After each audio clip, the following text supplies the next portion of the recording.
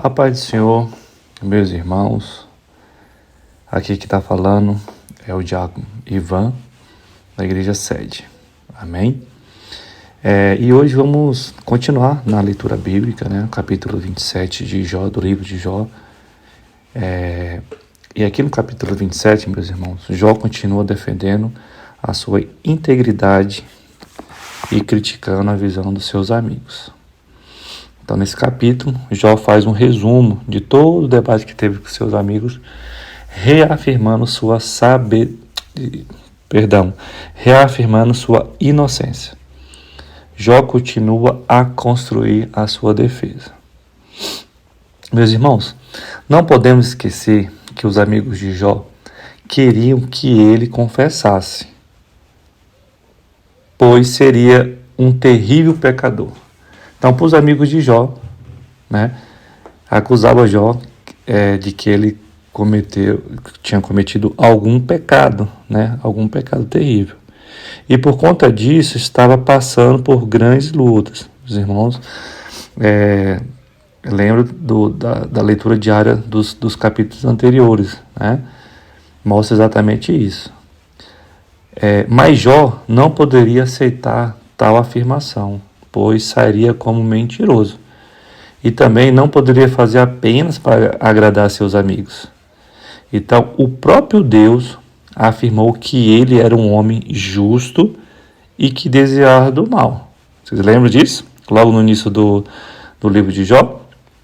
Então, se o próprio Deus afirma que ele é um homem justo, e que desviava do mal, ele não poderia tão somente aceitar aquelas acusações dos amigos que estavam fazendo contra ele. Amém? Então, assim, Jó faz toda essa defesa, logo no início do capítulo 27, no versículos 1 ao 6. Vamos na leitura? Prosseguindo Jó em seu discurso disso, ou seja, uma continuação do capítulo 26, tá bom?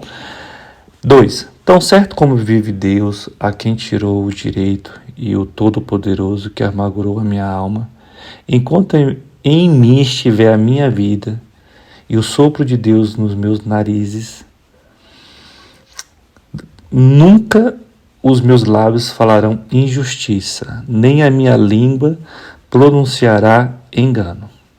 Longe de mim que eu vos dê razão, até que eu expire, nunca afastarei de mim a minha integridade. Tá vendo como ele está se defendendo? 6. A minha justiça me apegarei e não alargarei. Não me reprova a minha consciência por qualquer dia da minha vida. Então, meus irmãos, vocês percebem que Jó, nesses primeiros versículos, ele confronta os amigos dele, que estavam acusando,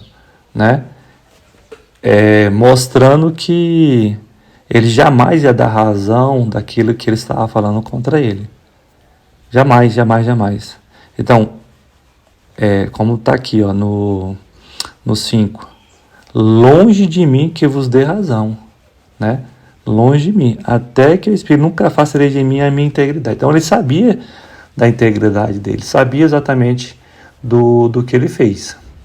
Mas aqui, meus irmãos, Jó não afirma não ter pecados.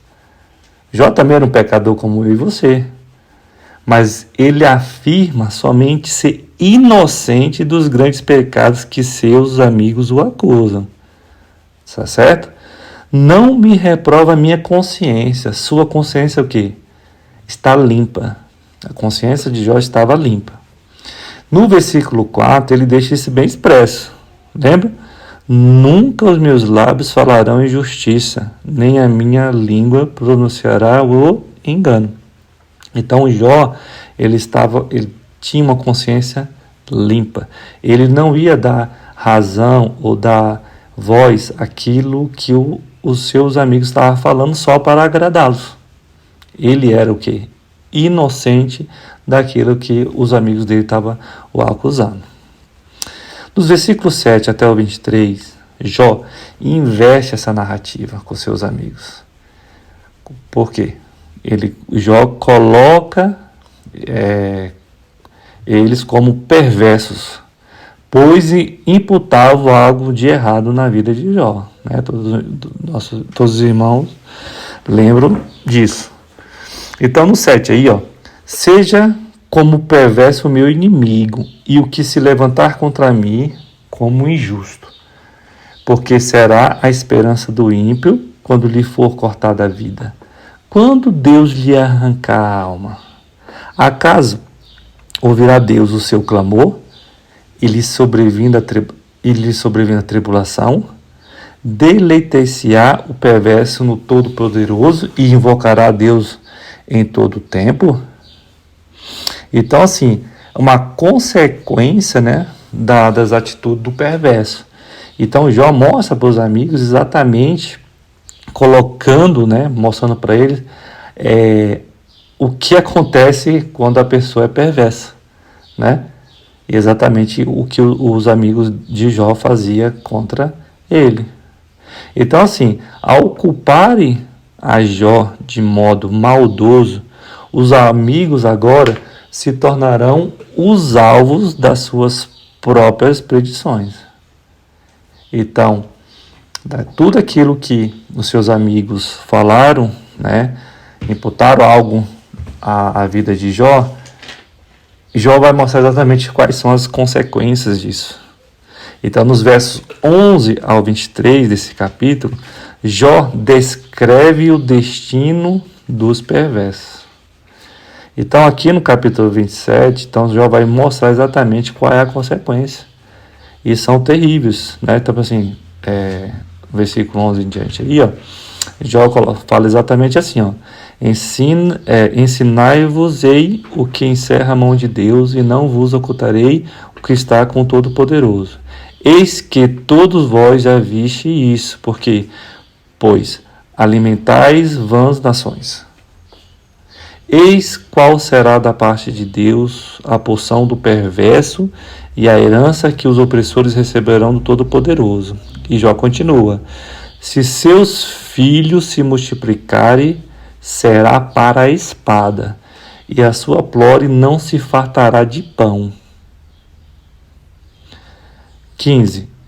Os que ficarem dela, a peste os enterrará, e as suas viúvas não chorarão. Então, meus irmãos, Jó destaca que o perverso não foge da punição de Deus, e que o justo, mesmo passando por sofrimentos, seriam consolados. É o que está no verso 16 e 17. Olha só. Se o perverso amontoar prata como pó, eles o acumulará, mas o justo é o que vestirá, e o inocente repartirá a prata.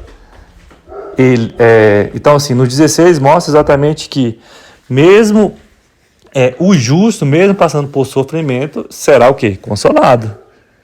Né? No 18, ele edifica a sua casa como a da traça, e como a choça que os vigia constrói. Então será o quê? O lugar do perverso é algo temporário. Rico se deita com sua riqueza. 19, tá? Abre os seus olhos e já não vê. Pavores se apoderam dele como inundação. De noite a tempestade o arrebenta.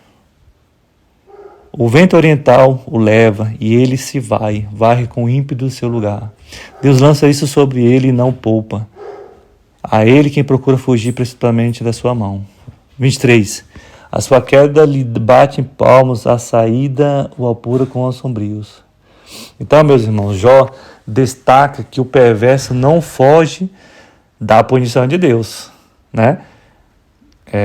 Não tem como fugir da punição de Deus. E que o justo, mesmo passando por esse sofrimento, eu estou só reafirmando, né? Ele será consolado, lá no verso 16 e 17. Então, meus irmãos, Jó mais uma vez nos ensina e demonstra, né, que Deus fortalece diante das nossas dificuldades, da mesma forma que foi das dificuldades de Jó.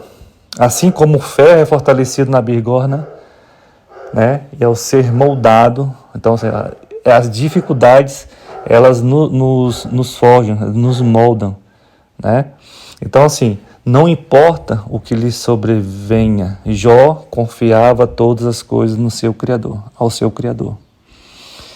Então, assim, meus irmãos, não sei o que cada um está passando nesse momento, hoje, ontem, mas eu sei de uma coisa, eu sei que Deus sabe de tudo, Ele sabe exatamente o que o irmão está passando, então Ele pode fazer um milagre na tua vida, um milagre na tua família, né, no teu trabalho, em nome de Jesus, que Ele possa continuar te abençoando, tendo misericórdia da minha e da tua vida, em nome de Jesus. Amém? Fique com Deus.